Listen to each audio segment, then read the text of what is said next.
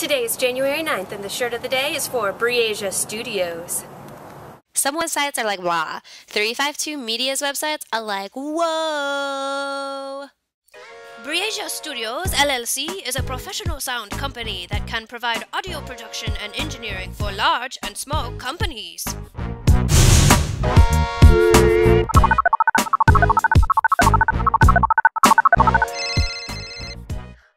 Breasia Studios opened in 2005. Breasia Studios is named after Jamal Lee's daughters, Deja and Brianna. They have provided their sound services to presidential galas, the Emmys, and the Washington Nationals, to name a few.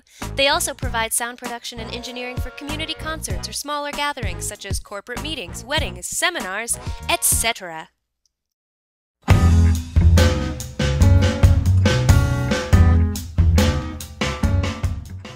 Breasia Studios has a fully digital recording studio and rehearsal soundstage. They record and produce music depending on the client's needs. So for your event, large or small, if you have lighting and sound needs like me, contact Breasia Studios. Oof! Or else.